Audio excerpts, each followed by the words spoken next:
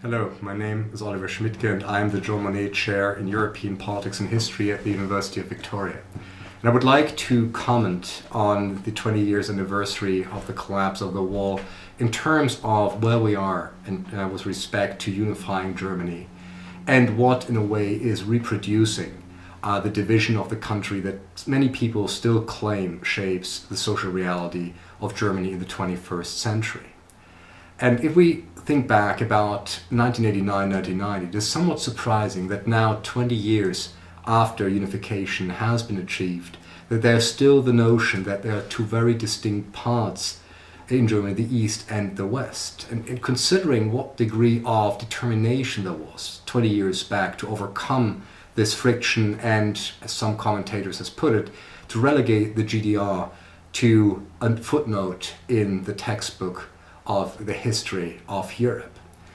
And just consider to what degree the GDR and East Germany could rely on the support of the West German state, its enormous economic resources and political determination to make German unity work. Sure, the East German Länder had to face similar challenges in transforming a post-Soviet system with respect to the state-run economy and the legacy of the authoritarian political regime.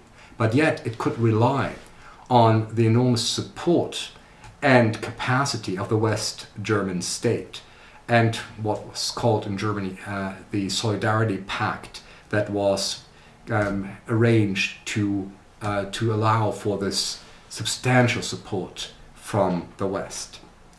The argument that I would like to make is that the division of Germany is, in a very counterintuitive sense, still related to the very prominent role that West Germany played in the transition process.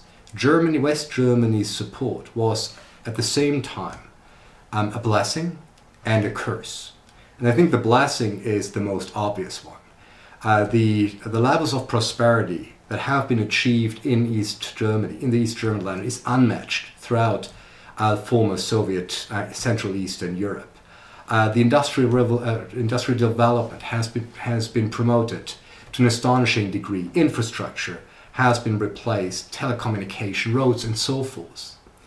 And in a way, compared to where other former communist countries are, it is a success story, what has happened over the last 20 years. But yet, there's also what I describe as the curse of having the West German state orchestrating the whole process of transformation and the unification of Germany. And probably there is one very symbolic event that illustrates this point very well.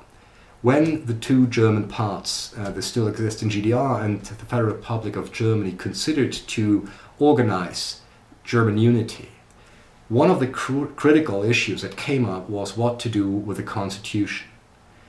And there was an important provision in the Basic Law that said once the two German states are being reunited, that this Basic Law, the constitution, need to be revisited. Yet there was no genuine attempt to come up with a deliberation of this new constitution, redrafting of the constitution with two partners involved in the process. Rather, as we now know, looking back, what happened was that the East German Länder simply merged with the Federal Republic of Germany, and that this left, in a way, or set the agenda for how the whole transformation process and the relationship between East and West Germany were to be organized in the future. And the argument that I'm making here is that this left a very deep psychological mark on the collective psyche of East Germans. That indeed their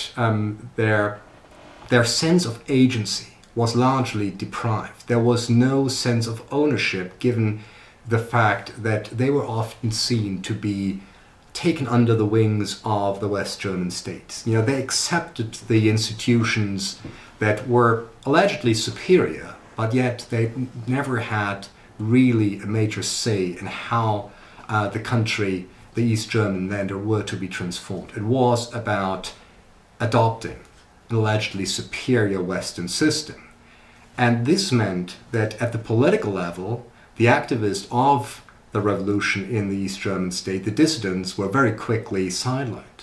But it also had a devastating effect on the individual level.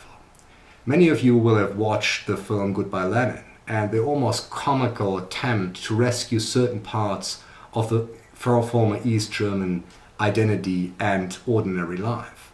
And it goes back to this feeling of, and it has, in spite of the comical aspect, it has a rather rational driving force behind it, which is the lingering recognition of being deprived in the East of what was the ordinary life of citizens in the GDR. That all they did was basically a major failure. That they should forget about the past and then carry on and appreciate the opportunities of the West German state and what the new order would hold for them. And so, if you are indeed more passively integrated in something and never given the active role of determining the fate, if your sense is that indeed it was more a kind of, and to borrow a term from economics, a friendly takeover by the West, this, in a very deep psychological sense, leaves this feeling of being somewhat of a second-rate citizen, of never fully arriving in the unified Germany. Now, where do we stand now? Isn't it more or less a generational issue? And indeed, I would argue that the younger generation is no longer, in a way, captivated and so critically shaped by the experience of being deprived of agency, of ownership, of the whole process of unification. Yet, there's another important development, which is the experience of social inequality and a social degree of deprivation in the context of unified Germany. Again, relative deprivation to what is happening in the West. Unemployment rates in the East German landers are twice as high. There are 4 times as many welfare state recipients in the Eastern landers as compared, let's say, to Bavaria. Every 5th person makes less than €7.50 in the East German lander.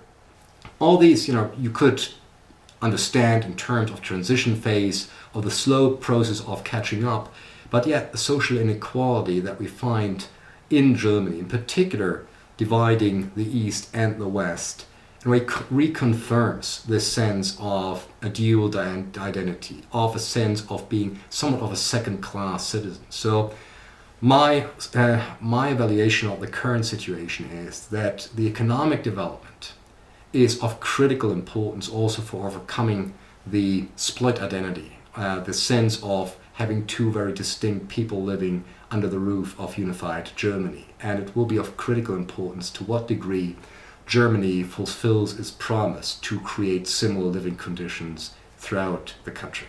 Thank you very much.